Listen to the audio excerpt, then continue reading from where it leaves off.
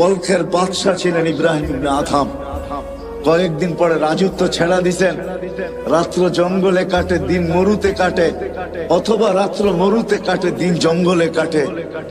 বহু দিন পর্যন্ত বলখালারা অবস্থান করছেন, অপেক্ষা করছেন হয়তো ইব্রাহিম ভুল বুঝবে, আবার রাজত্বে ফিরে আসবে। কেননা তার মতো ন্যায়পরায়ণ বাদশাহ ছিল না। যেমন মানুষ ভালো ছিল, সেও ভালো ছিল, কিন্তু ইব্রাহিম ফিরেন নাই, ফকিরি জীবন গ্রহণ করছে। কোন একদিন সে ঘুরতে ঘুরতে বস্ত্রায় তারই এলাকায় চলে আসছে, তো বস্ত্রার মানুষ তাকে ঘিরা ধরছে, ইব্রাহিম রাজত্ব ছেড়া ফকিরি কেন গ্রহণ করলে? এখন রাত জঙ্গলে, দিন মরুতে, দিন জঙ্গলে, রাত মরুতে, এই জীবন কেন তুমি গ্রহণ করলে? বলছে, চারটা চিন্তা আমাকে পাগল বানায় দিয়েছে। বেটা বেটা, চারটা চিন্তা আমি পাগল। বলছে, সেই চারটা চিন্তা কি? বলছে, শোনো, মার পেটে যেদিন রু আসছে, সবকিছু লেখার সাথে সাথে দুটা জিনিসও লেখা হয়েছে। সেই দুটা জিনিস কি? বলে, আশাকিয়ুম আম সাঈদ, আমি নেককার না বদকার, ফালা আদরি মাযা কুতিব, আমি জানি না আমার ব্যাপারে কি লেখা হয়েছে।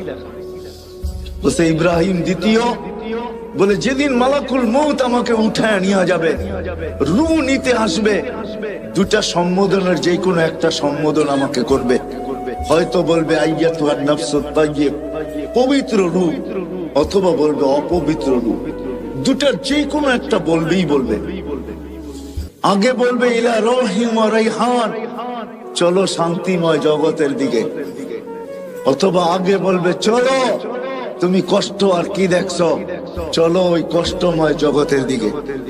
তৃতীয় হয়তো বলবে চলো এরকম প্রভুর কাছে যে তোমার উপরে রাগান্বিত নয়, অথবা বলবে চলো এরকম প্রভুর কাছে যে তোমাকে দেখতে চায় না। বলে, ফালা আদরি মাযা ইউখাতিব, আমি জানি না আমাকে কি বলে সম্বোধন করা হবে। বলছে ইব্রাহিম তৃতীয়, বলে, কবরে যাওয়ার পরে কেউ প্রশ্ন উত্তরের জবাব দিতে পারবে, কেউ পারবে না। যেমন বোবা মানুষগুলা কথা বুঝাইতে না পারলে হা হা করতে থাকে, যে জবাব না দিতে পারবে সেও হা হা করতে থাকবে। হা হা লা আদরি, আফসোস আমি জানি না। ইব্রাহিম আদম বলতেছে, জানি না আমি জবাব দিতে পারবো কি পারবো না। এটা তৃতীয় ভাবনা, তৃতীয় চিন্তা। বলছে চতুর্থ, বলে কিয়ামতের দিন দুই দল করা হবে। ওয়া আম্মা মান উতিয়া কিতাবাহু বিয়ামিনি ওয়া